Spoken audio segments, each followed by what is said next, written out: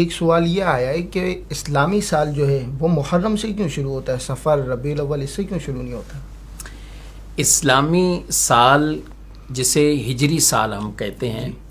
اصل یہی ہے کہ رسول اللہ صلی اللہ علیہ وسلم جب ہجرت کر کے مدینہ شریف تشریف لائے تھے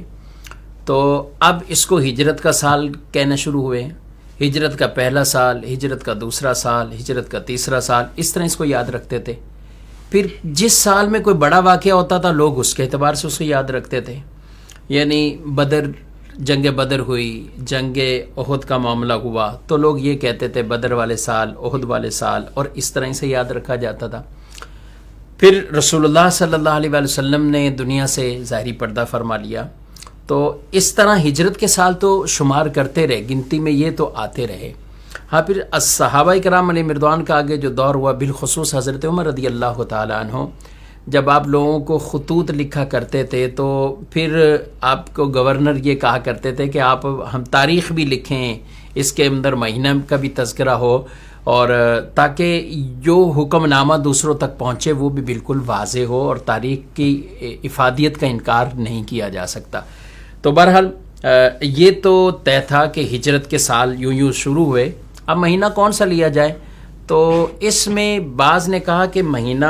وہ لیں کہ رسول اللہ صلی اللہ علیہ وسلم جب مدینہ شریف آ گئے تھے اور وہ ربیع الاول کا مہینہ تھا. جب ہجرت کر کے مدینہ پہنچے تو ربیع الاول شریف کا مہینہ تھا،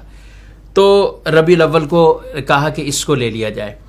اور اس پر بھی صحابہ کرام علیہ مردوان کی مشاورت ہوئی، بالخصوص سیدنا علی رضی اللہ تعالیٰ عنہ، وہ بھی اس مشاورت میں، حضرت عمر رضی اللہ عنہ نے خود ان سے بھی مشاورت فرمائی، حضرت عثمان غنی رضی اللہ تعالیٰ عنہ جو پہلے ہی فرمایا کرتے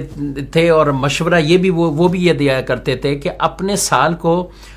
محرم سے شروع کرو، کیونکہ حج کے بعد برکت والا یہی مہینہ، حج سے لوگ واپسی آتے تھے تو اس کو ایک اگلا سال شمار کیا جاتا تھا. اور محرم شریف کو مہینے کو ویسے بھی کئی طرح کی نسبتیں ہیں، اور عاشورہ کے دن کو بالخصوص کئی طرح کی نسبتیں، بڑے بڑے بہت سے ایسے واقعات جو یوم عاشورہ میں ہوئے ہیں. اور پھر امام حسین رضی اللہ تعالیٰ عنہ کی یہ عظیم شہادت والا واقعہ وہ بھی اس مہینے میں اور عاشورہ کے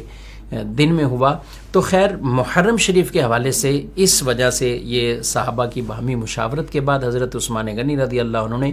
جو کہا کہ حج کے بعد یہ پہلا مہینہ ہے تو سال کا آغاز اس مہینے سے کیا جائے. ایک تو یہ بھی بیان کی گئی تو رسول اللہ صلی اللہ علیہ وسلم ہجرت کر کے ربیع الاول میں تو آپ مدینہ شریف تشریف لائے تھے، لیکن جو ہجرت کی تیاری تھی نا، یہ سب معاملات وہ محرم کے اور وہ اس مہینے سے ہی شروع ہو چکے تھے، تو اس لیے اسی سے ہی ہجری سال کا آغاز وہ کہا گیا ہے.